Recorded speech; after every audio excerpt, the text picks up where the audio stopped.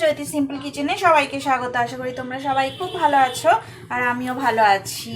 তো আজকে সবাইকে বড়দের সবাইকে প্রণাম আর ছোটদেরকে ভালোবাসা জানিয়ে আমি আমার রেসিপিটা এখন থেকেই শুরু করলাম। তো ভিডিওটা স্কিপ করো না, সবাই দেখো। আমি আজকের একটা শাকের রেসিপি নিয়ে তোমাদের কাছে চলে এসেছি। আর এদিকে দেখো আমি কড়াতে সর্ষের তেল দিয়ে দিয়েছি পরিমাণ মতো, আর আমি শুকনো লঙ্কা দিয়ে দিয়েছি। তো শুকনো লঙ্কা বেশ গরম হয়ে লাল হয়ে গেছে। আর একটুখানি আমি সামান্য একটু 5 ফোড়ন দিয়েছিলাম। তো এই দিয়ে একটা সুন্দর শাকের রেসিপি আমি দেখো বানাবো। আর আমার চ্যানেলে সবাইকে অনেক অনেক স্বাগত। যারা আমাকে বন্ধু করেছো বা করনি, সবাইকে আমার চ্যানেলে অনেক অনেক স্বাগত আর অনেক অনেক ভালোবাসা। তো দেখো আমি কুচানো রসুন দিয়ে দিলাম। আর দেখো সুন্দর করে শাকটা কেটে ধুয়ে রেখে দিয়েছিলাম। তো শাকটা আমি দিয়ে দিচ্ছি। দেখো আমি মূলো শাক এইভাবে রান্না করছি, তোমরাও রান্না করে দেখো রসুন দিয়ে, দারুণ খেতে লাগবে। অত্যন্ত সুস্বাদু এই রান্নাটা। একবার ঝরঝরে ভাতের সাথে দুপুরবেলা খেয়ে তোমরা দেখো প্রথম পাতে। দেখো আমি গ্যাসের ফ্লেমটা মিডিয়ামে রেখে রান্না করছি। আর আমি 2 বান্ডিল মূলো শাক নিয়েছিলাম।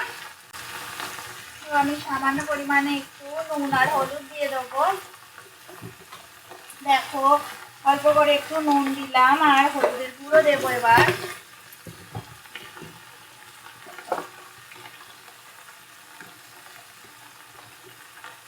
শাকটা রসুন ফোড়ন দিয়ে খেয়ে দেখো, দারুণ খেতে লাগে। অনেকে আবার পেঁয়াজ দিয়েও করে, পেঁয়াজ দিয়ে তো খুবই ভালো লাগে। আমার মতন এইভাবে রসুন দিয়েও করে দেখো, দারুণ লাগে খেতে। তো ভালো করে নাড়াচাড়া করে আমি একটু কিছুক্ষণের জন্য ঢাকা দিয়ে রাখবো।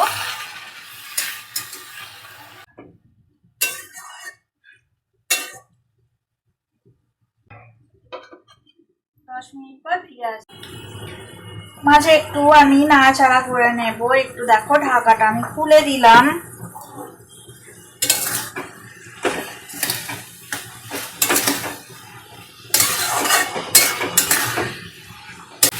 মোটামুটি সিদ্ধ হয়ে গেছে, আর একটু সামান্য বাকি আছে। দেখো একটু সিদ্ধ হলে হয়ে যাবে।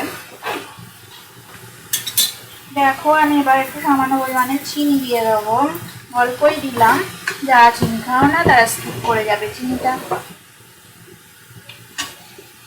একটু সামান্য দিলাম, কারণ একটু এই শাকটা একটু তিতো টাইপের হয়, তো তাই চিনি দিলে ব্যালেন্সটা বেশ ভালো হয়।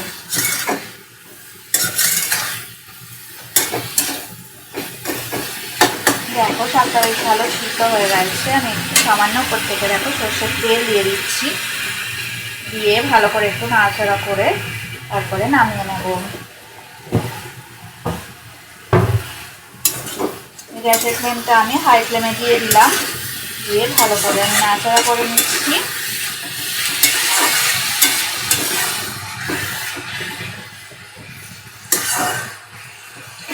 পাঁচ মিনিট আর একটু নাড়াচাড়া করে আমি গ্যাসের ফ্লেমটা অফ করে দেবো। দেখো আমি রসুন দিয়ে সুন্দর করে ভেজে নিয়েছি মূলো শাকগুলো। তো একদম গ্যাসের ফ্লেমটা অফ করে দিয়েছি। রেসিপিটা একদম রেডি হয়ে গেছে। তো রসুন দিয়ে এই মূলো শাকের রেসিপি তোমাদের যদি ভালো লেগে থাকে তাহলে অবশ্যই লাইক করবে, শেয়ার করবে আর কমেন্ট করে আমাকে জানাবে তোমাদের কেমন লাগলো। তোমরা সুস্থ থাকো, ভালো থাকো, আমার রেসিপি দেখতে থাকো। এতক্ষণ তো রেসিপিটা দেখার জন্য, আমার সাথে থাকার জন্য তোমাদেরকে অনেক অনেক ধন্যবাদ।